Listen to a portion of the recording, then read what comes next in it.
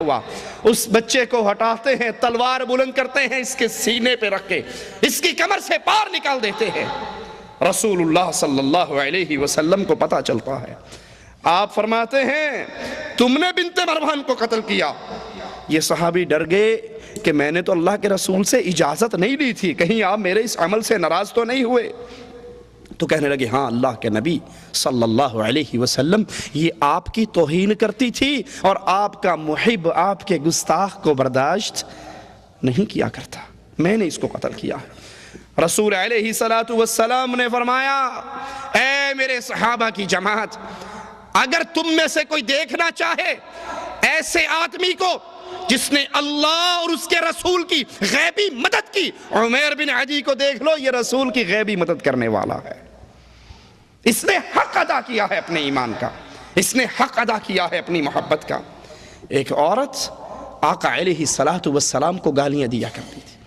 آج کے ڈنمارک کے اخباروں میں جو بکواس چھپی ہے وہ تازی بات نہیں، یہ یہود و نصارہ کی آباء و اجداد کے کرتوت ہیں۔ اللہ کے نبی کو گالیاں دیتی، آقا علیہ السلام نے فرمایا من یکفینی عدوی، کون ہے جو میرے دشمن سے بدلہ لے، میرے دشمن سے انتقام لے، میرے دشمن سے فیصلہ کروائے، یا وہ دھرتی پہ زندہ بچے؟ میری گستاخی کرنے والا؟ صحابی کھڑے ہوتے ہیں، خالد ابن ولید کہتے ہیں اللہ کے نبی آپ کے دشمن سے انتقام میں لیتا ہوں، اور جاتے ہیں اس عورت کو قتل کراتے ہیں۔ عبداللہ ابن عباس فرماتے ہیں ان رجلا من المشرکین شتم رسول اللہ صلی اللہ علیہ وسلم فقال رسول اللہ صلی اللہ علیہ وسلم من یکفینی عدوی فقام الزبیر بن العوام فقال انا یا رسول اللہ صلی اللہ علیہ وسلم۔ اس گالیاں دینے والے شخص کے بارے میں نبی کہتے ہیں کون ہے جو میرے دشمن سے انتقام لے؟ زبیر بن عوام کہتے ہیں یا رسول اللہ صلی اللہ علیہ وسلم یہ خدمت میرے ذمہ لگائیے۔ نبی سے محبت کرنے والوں کی کیفیت یہ ہوا کرتی ہے، نبی سے محبت کرنے والے آقا کو چھوڑ کر غیروں کو اپنا آئیڈیل نہیں بنایا کرتے۔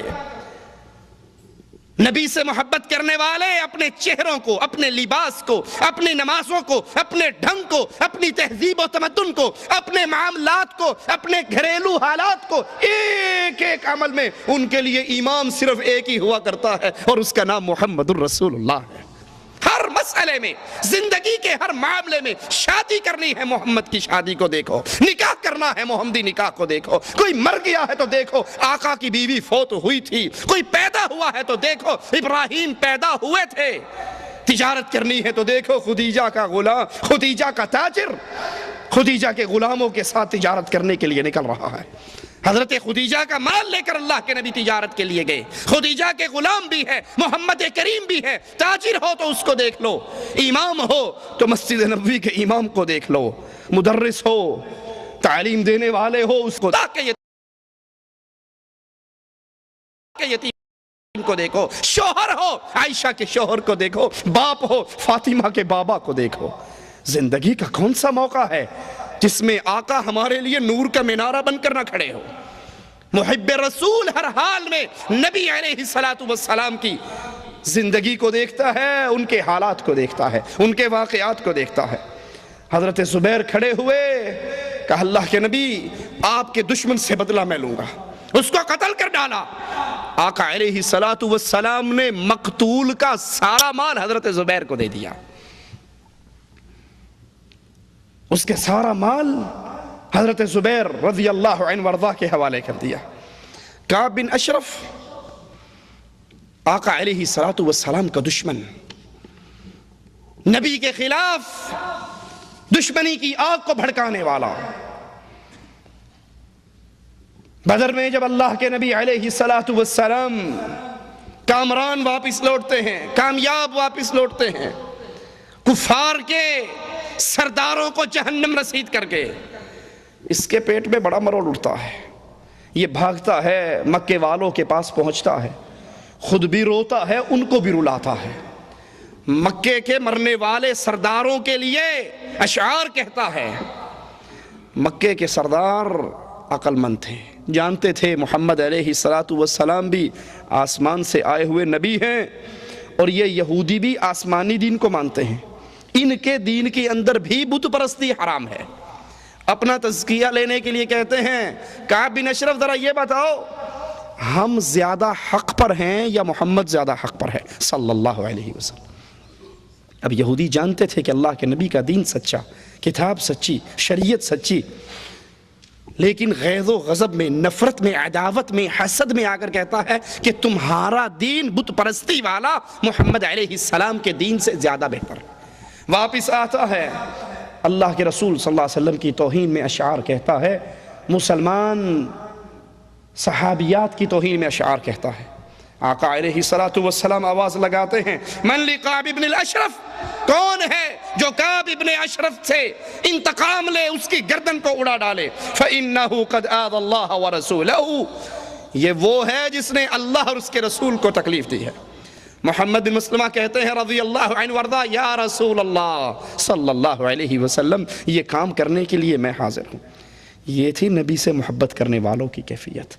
رئیس المنافقین کے بیٹے نے آ کر کہا تھا آقا اگر میرے بابا کو قتل کرنے کا فیصلہ کر چکے ہو، آقا یہ خدمت میرے علاوہ کسی اور کے ذمہ نہ لگانا، اپنے باپ کی گردن کو میں خود کاٹ کے آپ کے قدموں میں ڈال دوں گا، یہ خدمت مجھے دینا۔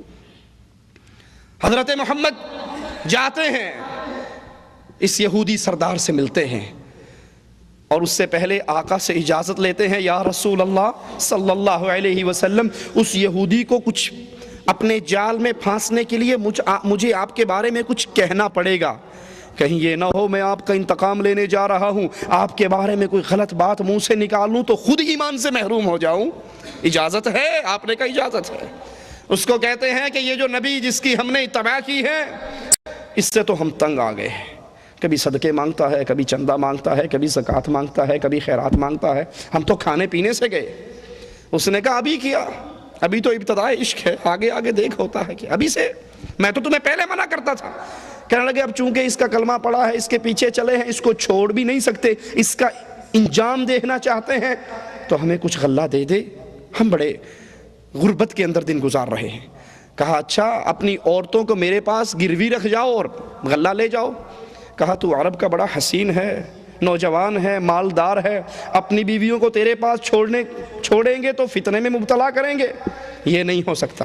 کہا اپنی اولاد کو چھوڑ جاؤ۔ کہا ہم تو مر جائیں گے، اولاد بڑی ہوگی، لوگ ان کو تانے دیا کریں گے تمہارے باپ نے تھوڑی سی غلے کے لیے تمہیں گروی رکھ دیا تھا۔ کہا پھر کیا چاہتے ہو؟ کہا اپنا اسلحہ تمہارے پاس ہم گروی رکھ دیتے ہیں۔ معاملہ طے ہو جاتا ہے، یہ اگلی ملاقات پہ پھر آتے ہیں۔ ابو نائلہ اس یہودی کے روائی بھائی وہ بھی ساتھ ہیں، رات کو پہنچتے ہیں، پلاننگ پہلے سے طے کر چکے ہیں، اور قلعے کے پاس آ کے آواز لگاتے ہیں کعب بن اشرف، عرب کی عورتوں کی ذہانت کا بھی کیا کہنا۔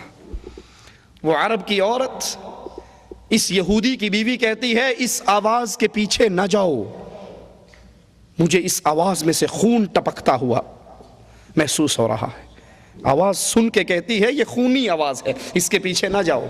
کہا یہ تو میرا روائی بھائی ہے جو بلا رہا ہے، دوسرا محمد بن مسلمہ ہے جو مجھے بلا رہا ہے، اس پر میں ضرور جاؤں گا۔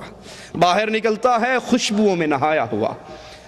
حضرت محمد بن مسلمہ کہتے ہیں تیرے سر سے بڑی پیاری خوشبو آ رہی ہے۔ آج کل بھی کسی کی تعریف کر دو نا تو سینہ تھوڑا سا چوڑا ہو ہی جاتا ہے۔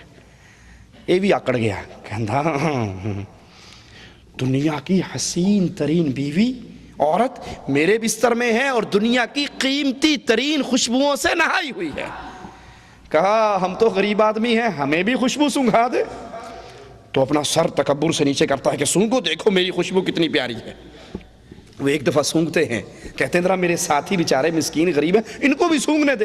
کہا یہ بھی سونگ لیں، سونگ کے چھوڑ دیتے ہیں۔ پھر تھوڑا سا آگے چلتے ہیں، پھر کہتے ہیں بڑا ہی لطف آیا تھا تیری اس خوشبو سے، ایک دفعہ اور ہو جائے۔ وہ دوبارہ پھر سر تکبر سے، سینہ تو اس کا چوڑا ہو ہی چکا، اپنی تعریف سن کے فخر میں تو وہ آ ہی گیا، کہتا ہے ایک مرتبہ اور ہو جائے۔ وہ اپنا سر پھر جھکاتا ہے، کچھ فاصلے پہ جا کے تیسری مرتبہ پھر کہتے ہیں کہ ایک مرتبہ پھر ہمیں دے دے، اس خوشبو سے ہم بھی مزے لے لیں۔ یہ سر جھکاتا ہے محمد